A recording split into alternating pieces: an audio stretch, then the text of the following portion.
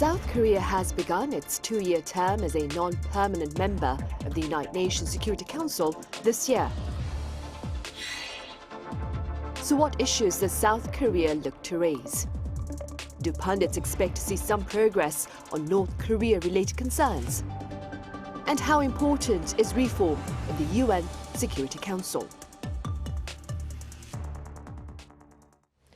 Hope your work week is off to a good start. You're watching Monday's edition of Issues and Insiders. I'm Min Sunhee.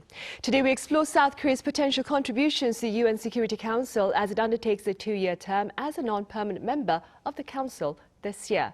For this, I have Professor Lim Eun-jung from Kongju National University here in the studio. Professor Im, it's been a while since we've had you here. Welcome Sure. back.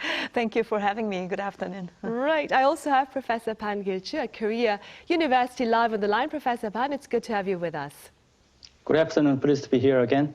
Right. Professor Im, let's begin with some background information Mm-hmm. about the United Nations Security Council, including, of course, its purpose. Mm-hmm.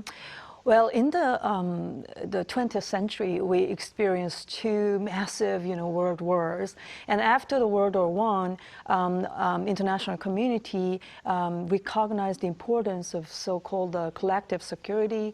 And they were able to create a League of Nations, but it did have some limitations. Consequently speaking, it couldn't just stop another world war.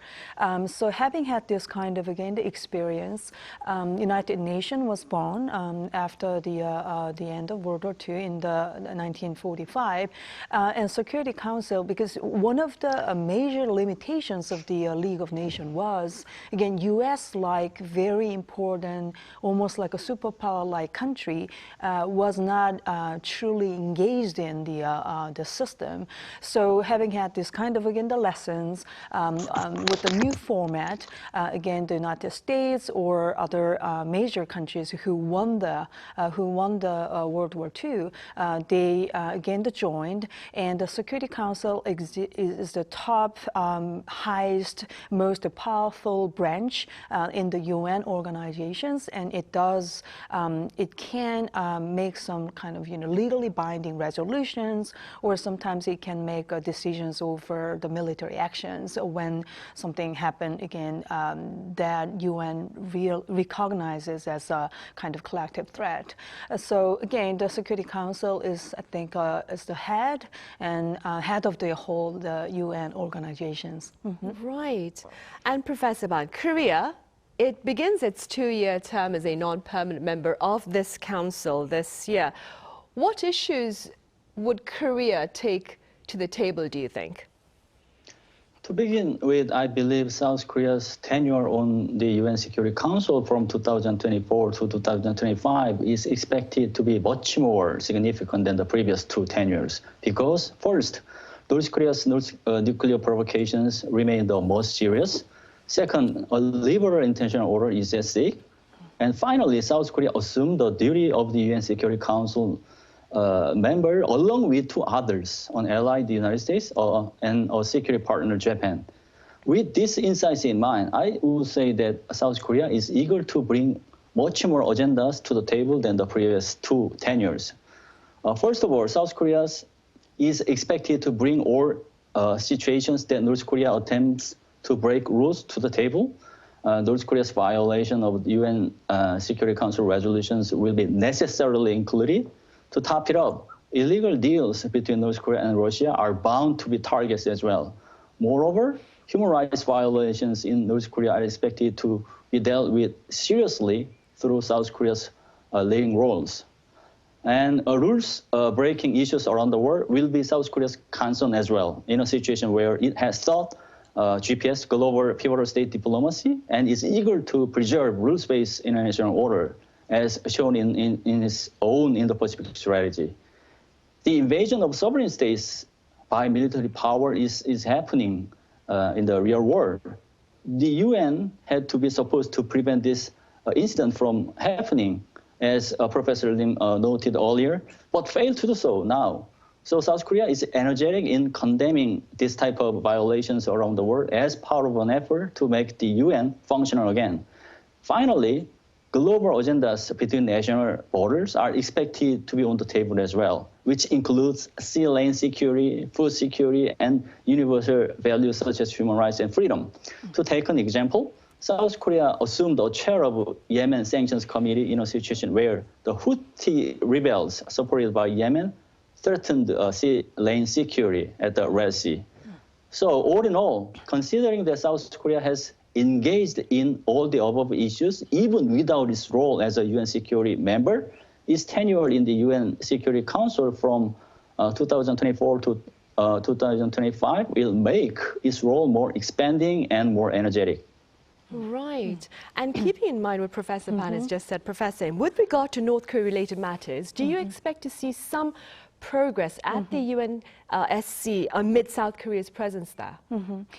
I truly hope we can make a further progress in this year, because as just Professor Ban pointed out, not only us, not only South Korea, Japan, the United States, of course, is a permanent, one of the P5 permanent 5 member states. However, in addition to the United States, of course, we have Japan for this specific year, because Japan's term already began, so Japan's term is until the end of this year. So this is a very rare chance for the three countries to be together in the UN Security Council. So I think we definitely should make it as a big opportunity to make some progress in dealing with the North Korea's threats from the North Korea. Again, the North Korea's this provocation is not only about just nuclear and the missile. Of course, this is obviously clear, direct, urgent threat for anyone, not only just in this region, but anyhow, in addition to the nuclear/missile, they have conducted so many different types of cyber attacks, for example, or human rights violation situation is getting more and more serious too, because they how would you say, they use their people to earn the money, foreign money, and with that money, again, they reinvest that money to their missile program. So basically, a human rights issue and nuclear missile issue cannot be separated completely. So again, as long as the three countries, the three like-minded partner countries are together in the Security Council for this year, I think we definitely should take this chance as much as we can. Right. And despite hopes for progress at the United Nations Security Council amid the presence of South Korea, Professor Ban, there have been calls over the past years, that is, for broad reform of the Security Council amid its failings, so to speak, to address global challenges. What are your thoughts, Professor Ban, and what do you suggest, perhaps, to render the UNSC more relevant? To be honest with you, the UN Security Council reform had failed to be initiated even when it remained more functional than now. Unfortunately, its function is pretty weak now. So I don't think that it is feasible or timely, although I have to agree that the UN Security Council cannot be maintained without any further innovative measures. Broadly speaking, there are three agendas for the UN Security Council reform. First, whether members continue to be classified as permanent or non-permanent is a great concern in a situation where 5 permanent members have exerted veto power for their own national interests rather than pure international security. In that sense, the UN Security Council should be reformed, but it seems hard to tackle realistically because permanent members are not willing to abandon their status at all. The second agenda is about the idea that permanent members remain in the UN Security Council with the condition of abolishing their veto power. It seems hard to address for the same reason as the first agenda.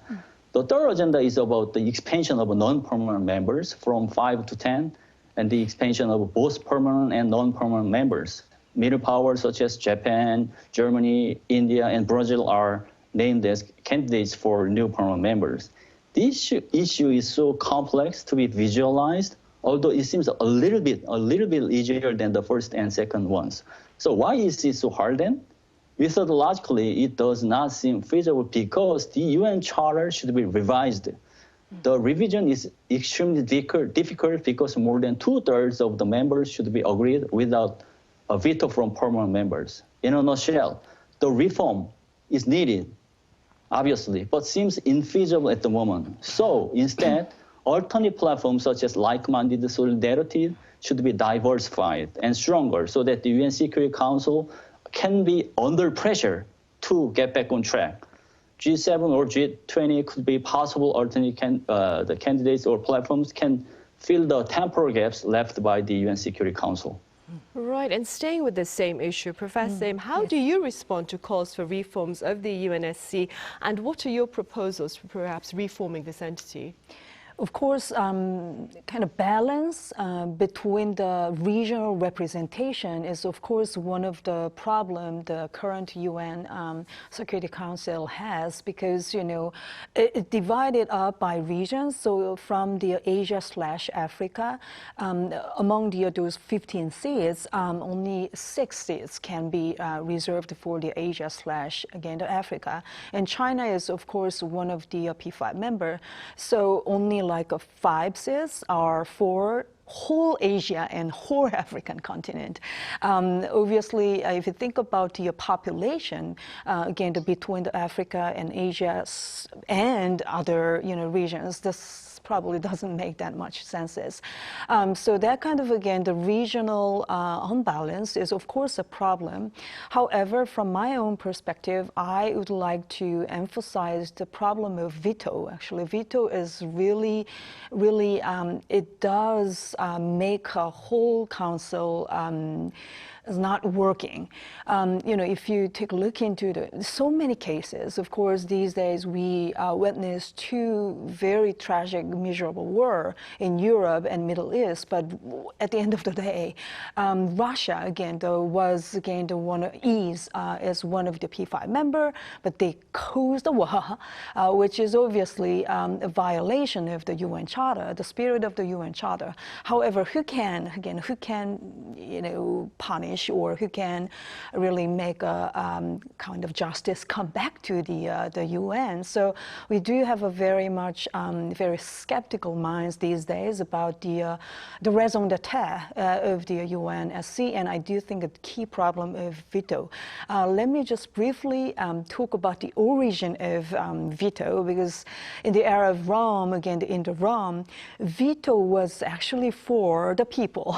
Veto power was for the weaker player, because it was played by the tribunus plebis who are representing the people. So veto power, in principle, I think, in theory, it should be used for more like a minor, weaker people or like players. However, these P5 nuclear weapon state, they do have a veto power. I don't think it's really kind of sensical for the people who do see all this kind of nonsensical scenes these days. Right, I see.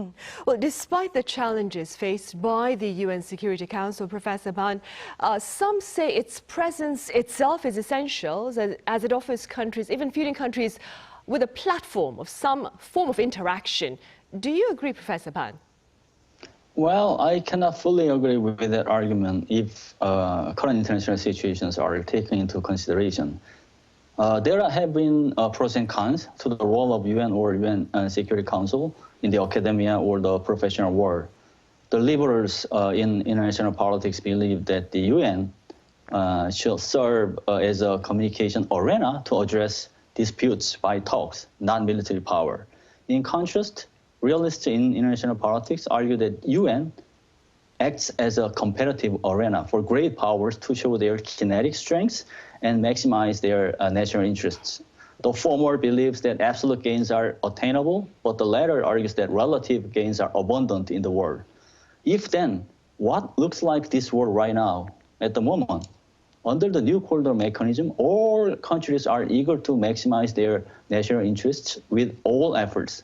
The reason why revisionist states attempt to violate rules in the world is that they aim to maximize their national interests. For example, sea should act public goods logically, but they are being blocked as shown in the Red Sea. The zero-sum logic prevents their collaboration or cooperation from taking place. In short, competition, not interaction, is taking place in the UN Security Council. Despite this gloomy fact, the UN Security Council should be maintained because it is also true that it has contributed to the prevention of another great power war since the end of World War II. Right, and keeping that in mind then, Professor, is there something that South Korea could do, perhaps, to strengthen the role of the UNSC in better tackling global affairs? I think South Korea has many different potentials for the further global matter. Of course, the current Yoon government is aiming for the global pivotal state, but not only just this current government's just vision and so on. South Korea, from a global context, from a perspective of global context, is of course one of the pretty richest countries in the world. But interestingly, this country has experienced so many different tragic things. For example, like, again, the colonial rule, and the civil war / international war, or like a developmental dictatorship, or democratization, modernization, and so on, post-colonial development as well. So, South Korea, in that sense, its experience can be very much interesting and inspirational for many countries in the so-called global South, because we share those kind of sentiment and then historical experience. So I personally do think South Korea can, for example, can do more in the field of energy / climate issues. And especially these days, of course, green transition is necessary and is really the direction we need to go for. However, at the same time, just the transition is also discussed more than before, because when we want to make a green transition from conventional energy sources to non-conventional, more like carbon-free energy sources, somebody can lose their job. So just the transition concept should be more discussed, and how to implement those kind of real policies to help the people who can change their job from the conventional one to another one. Those kind of thing is really a big matter for so many people in so many countries, and South Korea, in that sense, definitely I do think can be a partner country for those kind of, again, developing countries in the global South. Right, indeed. And expanding on what Professor Im has said, Professor Ban, there are many who claim that South Korea's latest term at the United Nations Security Council will provide the Yoon administration with perhaps a better opportunity to prove its standing as a global pivotal state. What do you say? Seriously, the Yoon administration designed and executed the first global national strategy in history, which is, as you're well aware, is independent Indo-Pacific strategy. Simply speaking, the Yoon administration wanted to see beyond the Korean Peninsula. Why is new posture required? For South Korea is not a weak power any longer, but it is a strong country enough to help others in need. South Korea is ranked 6th military power and 10th largest economic power in the world. What made this possible? The international society significantly contributed to making this happen. The UN Security Council sent the United Nations Command to the Korean Peninsula as part of the efforts to help South Korea, which was invaded by the communist North. So their help contributed to making South Korea both democratized and prosperous. The Yoon administration believed it to see beyond the Korean Peninsula if it would repay the international society. Second, security and stability are at stake regionally and internationally, as well as on the Korean Peninsula. South Korea had to play a bigger role in guaranteeing security in broader domains as a developed and robust nation. To that end, South Korea enhanced Iraq, the U.S. alliance, initiated a trilateral platform between South Korea, the United States, and Japan, and hurried to step up solidarity with like-minded countries around the world. So its role for the UN Security Council is expected to boost this line of effort because the UN platform serves as the largest platform in the world, which is advantageous for promoting South Korea's passion and prestige for global solidarity. Right, indeed. And talking about global solidarity, Professor Im, what do you believe are some of the pending tasks for the UN administration on the diplomatic front this year? Well, of course, there can be many, but I'd like to emphasize the humanitarian issues more than any, because we, again, very sadly, even we have another new year, however, still the two wars, massive wars are ongoing. And of course, someday the dust will go down. However, they will definitely need, support and help from the international community. Again, as Professor Ban pointed out very well, without that kind of, again, support from the international society, Ukraine and even people in Gaza, it will be very much difficult for them to restart everything. So I think if we think about those kind of, again, the global, really humanitarian issues, South Korea, I think, again, as a country who experienced a similar, miserable, very tragic war, I think we can do more. And human rights issue too. Again, we don't want to make it too much politicized. However, we all human beings, and as long as we are all human beings, again, the human rights issue should not be overly used by political interest. So definitely there are so many people who are under very serious condition, even in this peninsula. So we cannot be ignored more further. So, and I don't think we should. Definitely, I think we should speak more about the human rights violations in the northern part of the peninsula. And I do think, countries who are, is included in the Global South, I think they can be further sympathetic with that kind of, again, approach too. Right, by placing priority on the plight of ordinary people then. Sure. All right, Professor Im, as always, thank you very much for your time and your thoughts. And Professor Ban, thank you very much for your insights. Thanks for having me. Right, well, that is all the time we have for this edition of Issues and Insiders. Thank you for watching. See you same time tomorrow.